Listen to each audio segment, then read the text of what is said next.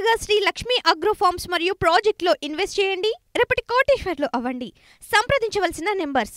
సిబ్బంది సర్దుబాటు, గ్రామ వార్డు సచివాలయాల ప్రక్షాళన.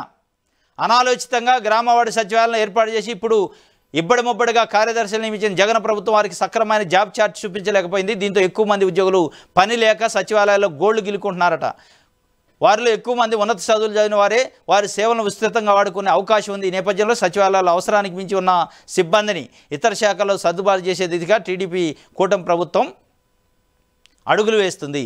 4-5కే పరిమితం చేసే ఛాన్సు, మిగతా వారిని ఇతర శాఖల్లో సరిదేందుకు ప్రయత్నాలట. తొలుత ఇరిగేషన్ ఏఈలుగా 665 మందిని ఇంజనీర్ అసిస్టెంట్లు పెడతారట. ఇది సిబ్బంది సర్దుబాటు, గ్రామ వార్డు సచివాలయాల ప్రక్షాళన.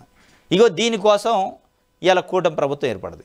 అంటే జగన్మోహన్ రెడ్డి గారు గడిచిన 5 సంవత్సరాల్లో ఒక అద్భుతమైన వ్యవస్థను తీసుకొచ్చి దేశంలో ఎక్కడ లేని గ్రామ సచివాలయం, గ్రామ వాలంటీర్ వ్యవస్థని ప్రజలు, గ్రామాల్లో ఉన్న ప్రజలు వాళ్ళ గడప దగ్గరికి ప్రభుత్వ పరిపాలన వచ్చినట్టు, ప్రభుత్వ అధికారులు వచ్చినట్టు, వాళ్ళకి కావాల్సిన సేవలను వాళ్ళ దగ్గరికి వచ్చేటట్టు చేస్తే దాన్ని సర్దుబాటులు చేసి డీసెంట్రలైజేషన్, సెంట్రలైజేషన్ చేస్తాను చంద్రబాబు నాయుడు. ఎవరికి కావాలి నీ సర్దుబాటు? ఏంది నువ్వు చేసే సర్దుబాటు? అంటే ఎక్కువ ఉన్నారట, కావాల్సిన దానికంటే ఎక్కువ ఉన్నారట. అంటే ప్రజలకు సేవ చేయడానికి ఎంప్లాయీస్ ఉంటే తప్ప? అంటే ఎప్పుడు కొరత ఉండాలి, ఎప్పుడు ప్రజలు ఇబ్బంది పడాలి, సరైన అంటే ఒక్కొక్క సెక్రటరీ 4-5 పంచాయతీలకు ఇన్ఛార్జీలు ఉండాలి, ఇదే మీరు కోరుకునేది? ఇలా కావాల్సింది వికేంద్రీకరణ, కావాల్సింది ప్రజల దగ్గర పాలన. మీరు చెప్పేదేం ప్రజల దగ్గర పాలన అంటున్నారు.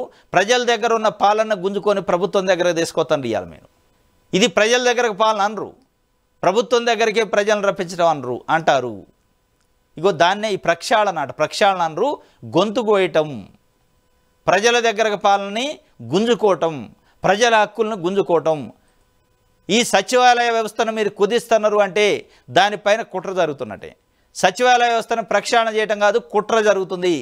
ఇది ప్రక్షాళన అనరు. గ్రామ వార్డు సచివాలయాల ప్రక్షాళన కాదు, గ్రామ వార్డు సచివాలయాల్ని కూకట వేళ్లతో పెకిలించే కుట్ర అని అనుకోవాలి. ఏంది నువ్వు చేసే ప్రక్షాళన? ఏమవుతుంది? గ్రామంలో ఉన్న ప్రజలకి వైద్యానికి ఒక ఆఫీసరు, సర్వేకి ఒక ఆఫీసరు, రెవెన్యూకి ఒక ఆఫీసరు, డెత్ బర్త్ సర్టిఫికేట్లకు ఒక ఆఫీసరు ఉంటే తప్పేంది? ప్రజల కోసం కాదా మీ ప్రభుత్వం ఉన్నది? డీసెంట్రలైజేషన్ చేస్తారా, మీరు సెంట్రలైజేషన్ చేస్తారా? మీరు కేంద్రీకరణ చేస్తున్నారు. మీ చేతిలో అధికారాన్ని గుప్పెట్లో పెట్టుకునే ప్రయత్నం చేస్తున్నారు. అధికారాన్ని వికేంద్రీకరణ చేయట్లే. దీన్ని ప్రక్షాళన అని ముద్దు పేరు పెట్టారు. ప్రక్షాళన కాదు, ఇది కుట్ర.